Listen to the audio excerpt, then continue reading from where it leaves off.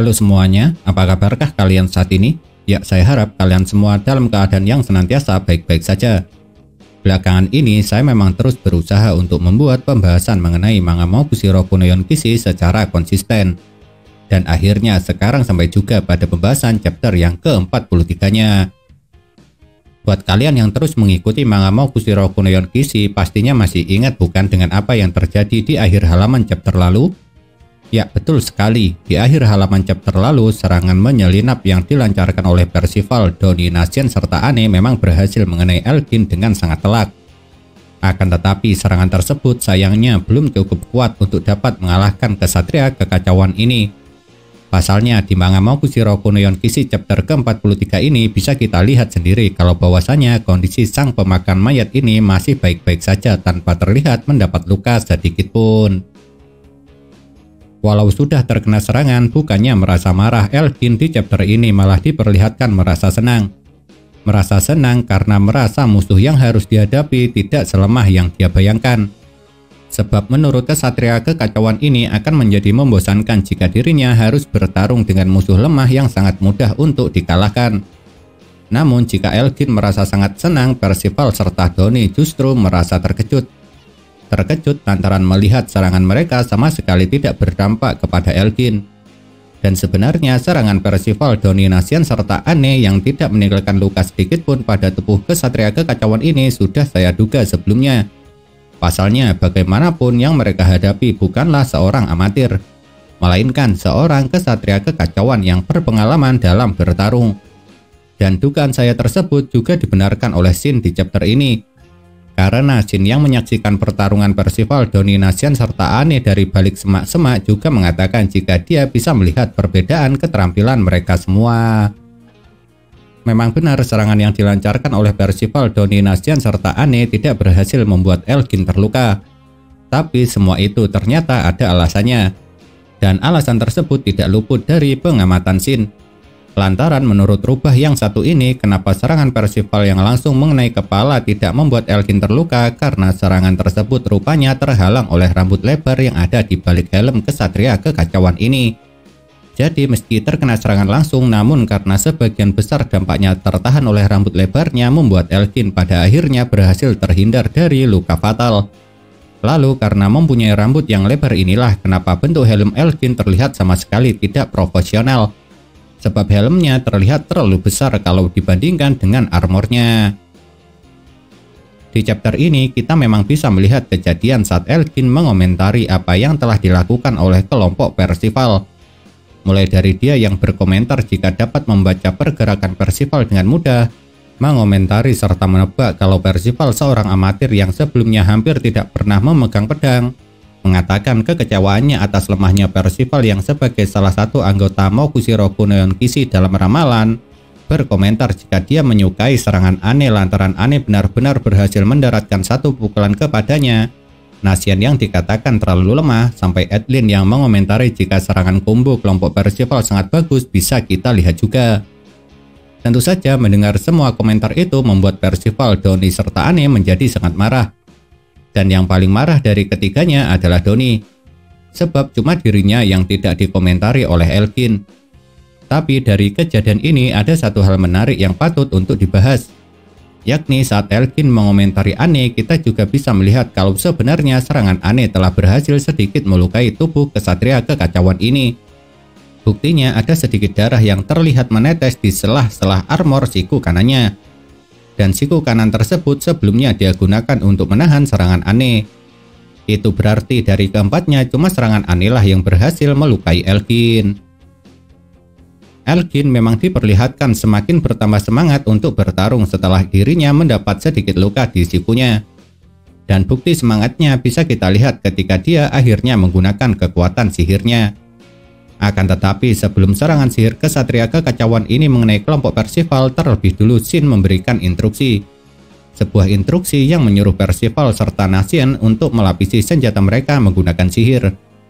Lalu tanpa pikir panjang, Nacien serta Percival langsung saja melakukan apa yang diperintahkan oleh rubah tersebut. Pada akhirnya serangan sihir seperti hujan yang dilancarkan oleh Elgin memang berhasil mengenai Percival, Doni, Nacien, serta Anne.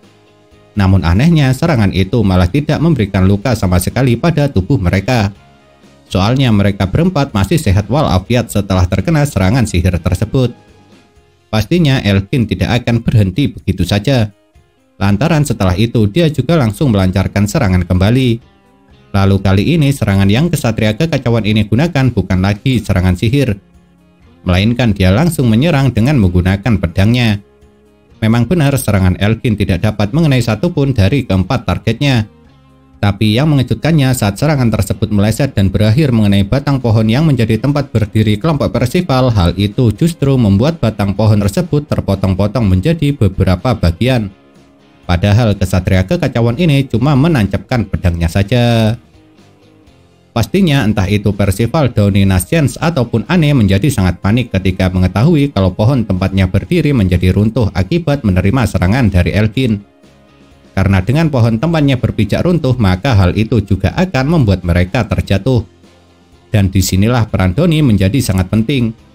Pasalnya dengan sigap dia langsung menggunakan sihirnya supaya pohon tempatnya berpijak beserta teman-temannya tidak langsung jatuh terjun ke bawah. Itu berarti dalam insiden kali ini Donnie lah yang telah menjadi pahlawan. Pahlawan yang menyelamatkan teman-temannya agar tidak terjatuh dari ketinggian. Lalu disinilah kejadian menarik serta mengejutkan mulai terjadi. Pasalnya saat Donnie sedang fokus menggunakan sihirnya, Elkin justru datang menghampirinya. Dan karena Donnie sangat fokus membuatnya tidak bisa pergi dari tempatnya berdiri. Lalu yang menarik, ketika Elkin menempelkan tinjunya ke dada Donnie, hal itu malah membuat teman kedua yang ditemui oleh Percival dalam perjalanannya ini harus mendapat luka yang lumayan fatal.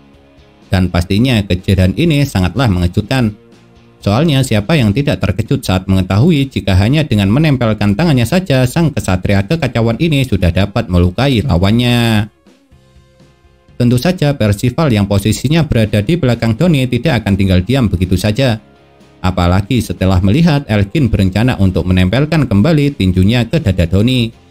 Akan tetapi sayangnya serangan sang tokoh utama kita ini berhasil dengan sangat mudah dihindari oleh Elkin. Bahkan Elkin selain menghindar juga tidak lupa melancarkan serangan. Serangan dengan menggunakan lututnya. Memang benar serangan yang dilancarkan oleh kesatria kekacauan ini seperti tidak bertenaga. Namun efek yang ditimbulkan sangatlah mencengangkan. Soalnya dengan serangan sederhana tersebut dia melukai Donnie serta Percival lumayan parah. Setelah melihat keadaan Percival serta Donnie, Shin yang masih tetap berada di tempatnya bersembunyi pada akhirnya kembali memberikan saran. Memberikan saran supaya Percival segera menggunakan kekuatan sihirnya. Namun sayangnya sebelum sempat melakukan saran yang diberikan oleh Shin, terlebih dulu Elkin melancarkan serangannya kembali. Yang membuat luka yang diderita oleh Percival serta Donnie semakin bertambah parah. Di manga Mokushiro no Yonkishi chapter ke-43 ini, saat melihat apa yang terjadi pada Percival serta Donnie, tentu saja membuat Anne menjadi sangat bingung. Bingung serta bertanya-tanya kenapa Percival beserta Donnie bisa mendapat luka separah itu hanya karena setelah mendapat sebuah pukulan kecil dari Elkin. Tapi kalau Anne bingung, berbeda halnya dengan Nascience. Sebab Nascience yang tergolong paling tenang dari keempatnya langsung menebak kenapa semua itu bisa terjadi. Lalu menurut sang apoteker ini, kemungkinan Elkin telah menggunakan sihir tipe generasi. Dan menariknya apa yang dikatakan oleh Nascience itu terbukti benar. Karena sang kesatria kekacauan ini sendiri yang memverifikasinya. Menurut Elkin, sihir yang dia gunakan bernama Layu. Di mana dengan satu kali sambaran sihir, maka dia akan dapat menghilangkan kekuatan serta daya tahan lawannya. Oleh sebab itulah kenapa Percival serta Donnie bisa mendapat luka parah meskipun Elkin cuma memberikan serangan yang ringan. Lalu sekarang menjadi jelas juga kenapa pohon yang menjadi pijakan kelompok Percival sebelumnya dapat hancur dengan mudah setelah terkena satu tusukan pedang dari kesatria kekacauan ini. Lantaran pohon tersebut sebelumnya sudah layu setelah terkena sihir Elkin yang seperti hujan tersebut. Jadi karena sudah menjadi rapuh, itulah kenapa hanya dengan satu kali tusukan pedang batang pohon besar ini bisa langsung hancur. Setelah kekuatan sihirnya diungkap, pada akhirnya Elkin memutuskan untuk melancarkan serangan kepada Nascience. Dan dalam pertarungan kedua orang ini sangat terlihat jelas sekali jika yang dalam posisi terpojok adalah Nascience. Yang hal itu kalau menurut saya sangatlah wajar. Pasalnya Nascience bisa dibilang sama seperti Percival yang minim pengalaman bertarung. Sedangkan yang harus dia hadapi adalah seorang kesatria kekacauan yang berpengalaman. Jadi tidak mengherankan jika pada akhirnya Nasyans harus berada dalam posisi terpojok. Namun walau terpojok bukan berarti sang apoteker kita ini sebelumnya tidak membuat persiapan. Karena saat dia terkena pukulan dari Elgin tepat di wajahnya, barulah terungkap persiapan apa yang sebelumnya telah Nasyans lakukan. Pastinya teman-temannya menjadi sangat terkejut serta khawatir ketika melihat Elgin berhasil mendaratkan pukulannya tepat di wajah Nasyans. Akan tetapi yang mengejutkannya, pukulan yang dilancarkan oleh Elgin rupanya sama sekali tidak berefek pada Nasyans. Penyebabnya lantaran tubuh sang apoteker ini telah mendapat sihir pelindung dari tanduk monster Cernunnos yang sebelumnya telah dia makan. Dan walau dosis tanduk Cernunnos yang sebelumnya dimakan oleh Nasyans sangat sedikit, namun menurutnya itu sudah lebih dari cukup untuk membatalkan sihir layu kepunyaan Elgin. Lalu sekarang menjadi jelas sudah apa sebenarnya kegunaan dari tanduk Cernunnos. Yang ternyata tanduk monster legendaris ini dapat meningkatkan kekuatan serta daya tahan. Itulah kenapa Nasyans dapat membatalkan sihir layu milik Elgin. Karena sihir layu Elgin tidak bisa menembus pertahanan Nasyans saat ini yang telah diperkuat oleh tanduk Cernunnos. Sebagai seorang kesatria kekacauan, tentu saja Elgin tidak akan menyerah begitu saja setelah sihirnya tidak berguna untuk menghadapi Nasyans. Tapi sayangnya sebelum sempat melancarkan serangan kembali, terlebih dulu sang apoteker kita ini menggunakan kekuatan sihirnya. Menggunakan kekuatan sihir untuk menciptakan kabut obat. Dan karena Elgin tidak mengetahui jika kabut yang diciptakan oleh Nasyans merupakan kabut obat, jadinya membuat dia sama sekali tidak memperdulikannya. Lantaran yang dipikirkan oleh kesatria kekacauan ini sekarang hanyalah bagaimana caranya agar segera dapat mengalahkan Nasyans. Makanya dia tidak peduli dengan kabut tersebut dan justru dengan brutal terus melancarkan tebasan pedangnya. Akan tetapi ketidakpedulian itu bisa dibilang merupakan sebuah kebodohan. Sebab tanpa sadar Elgin seperti telah menggali kuburannya sendiri. Karena ternyata kabut tersebut juga merupakan sebuah sihir layu yang sama seperti kepunyaan Elgin. Lantaran seperti yang kalian tahu sendiri jika Nasyans memiliki tubuh unik di mana dia dapat menciptakan racun yang sebelumnya telah dia makan. Lalu kapankah Nasyans memakan sihir layu Elgin, kenapa dia sekarang sudah dapat menirunya? Jawabannya adalah saat Elgin sebelumnya mengeluarkan serangan sihir seperti hujan.